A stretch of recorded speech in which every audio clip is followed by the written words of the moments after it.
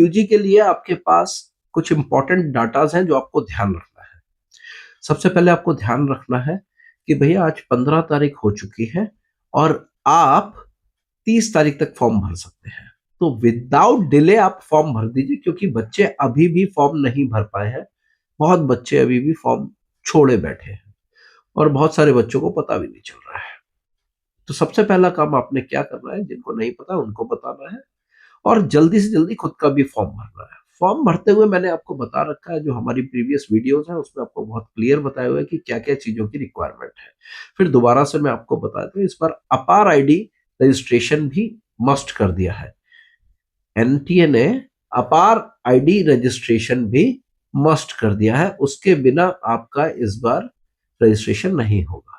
इसके अंदर अपार आईडी का मतलब automated permanent academic account registry, मतलब बच्चों की जो एकेडमिक पूरी परफॉर्मेंस है उसका पूरा डिटेल आपका साथ साथ रजिस्ट्रेशन होना जरूरी कर दिया है।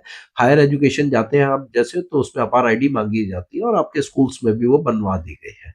दूसरा इंपॉर्टेंट फैक्टर क्या है जो आपको ध्यान रखना है इस समय, वो ये है कि बच्चों डोमेन्स, बार बार क्वेरी आ रही है, डेली कॉल्स आ रही है, सब एक ही चीज पूछते हैं, सर जीएटी भरना जरूरी है क्या। हमने शॉर्ट वीडियोस भी डाले हुए हैं, हमने स्पेसिफिक कोर्स बता दिया है कि जीएटी इनके बिना नहीं हो सकता। बाकी किसी भी कोर्स के लिए जीएटी कंपलसरी नहीं है। ध्यान रखिएगा, अगर आप दिल्ली यूनिवर्सिटी को लेके चल रहे हैं, सेंट्रल यूनिवर्सिटीज को लेके चल रहे हैं, उसमें कुछ स्पेसिफिक सब्जेक्ट हैं जिनमें आपको जीएटी जरूरी है, अदरवाइज जीएटी की कोई जरूरत नहीं है। जैसे दिल्ली यूनिवर्सिटी का मैं आपको एग्जांपल दूं, अगर आप नॉर्मली अपने डोमेन्स पूरे प्रॉपर रखे हुए हैं तो आपको जीएटी की जरूरत पड़ती है खाली कहाँ पे, बीटेक जो एआई और एमआई है उसमें, उसके बाद आपको बीबीए एफआईए बीएमएस बीबीई, इन कोर्सेज के अलावा आपको जरूरत नहीं है। अब जीएटी बीए का बच्चा अगर लेता है, जिस बच्चे ने बीए करना है, चाहे वो ऑनर्स में करना है किसी भी फिजिक्स, आपके हिस्ट्री ज्योग्राफी पॉलिटी, तो वहां पर जीएटी का कोई रोल नहीं है। आप एक लैंग्वेज या दो लैंग्वेज प्रोग्राम भर लिए, उसके बाद दो डोमेन्स पढ़ सकते हैं, या एक लैंग्वेज रख के 3 डोमेन्स पढ़ सकते हैं। और एक चीज ध्यान रखिएगा बच्चों, अगर आप हिस्ट्री ऑनर्स कर रहे हो तो आपके पास हिस्ट्री सब्जेक्ट हो, बहुत अच्छा है, ध्यान रखिएगा इस चीज को। इंग्लिश ऑनर्स कर रहे हो तो आपका मेन लैंग्वेज पहले इंग्लिश होनी चाहिए, उसका ध्यान रखिएगा।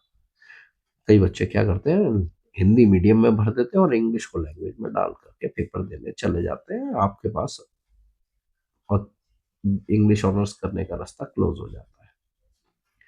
इसके बाद आपको क्या ध्यान रखना है, बीकॉम वाले बच्चों के लिए मैंने पहले भी बताया था, फिर दोबारा बता रहा हूं, इसमें जीएटी की जरूरत नहीं है। आप simply either mathematics, BCom honours कर रहे हैं तो मैथमेटिक्स और अकाउंटेंसी, आपके पास चॉइस है, दोनों में से कुछ भी ले सकते हैं, आइदर मैथमेटिक्स और अकाउंटेंसी। ठीक है, उसके बाद एक लैंग्वेज तो है ही हमारी पहली, उसके बाद 2 डोमेन और ले सकते हैं, 4 आप रखिए। अब सबसे बड़ी चीज क्या है भाई, अब टाइम का बहुत ध्यान रखना है आपने, टाइम बड़ा क्रूशियल फैक्टर है। जीएटी ना करने का रीजन क्या है भाई, मैं जो इतना स्ट्रेस जीएटी पे कर रहा हूं, देखिए करना है करना है करना तो सब बोल देते हैं, लेकिन नहीं करने का रीजन बताता हूं मैं आपको क्या है। पहला रीजन है बच्चों, जीएटी का सिलेबस बहुत वास्ट है। जीएटी का सिलेबस बहुत वास्ट है, इतने वास्ट सिलेबस को आप लेके बैठोगे तो फंस जाओगे, आपके डोमेन्स का नुकसान हो जाएगा। 40 डेज का टाइम है आपके पास, 40 डेज में आप जनरल अवेयरनेस, लॉजिकल और एनालिटिकल रीजनिंग और साथ में न्यूमेरिकल एबिलिटी, जो जैसे बीए वाले बच्चे हैं उनकी मैथमेटिक्स वैसे ही अच्छी नहीं होती, तो वो फंस जाते हैं बेचारे, और साइकोलॉजिकली भी क्या मैथ करनी है, तो ये एक अपने आप में एक प्रॉब्लम हो जाती है।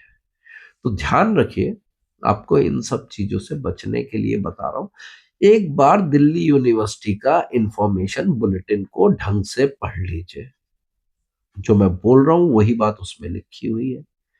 आपको ऑप्शन में 2 से 3 कॉम्बिनेशन देती है दिल्ली यूनिवर्सिटी, लेकिन अगर आपके पास डोमेन के सब्जेक्ट्स प्रॉपर है तो आपको वो करने की जरूरत नहीं है।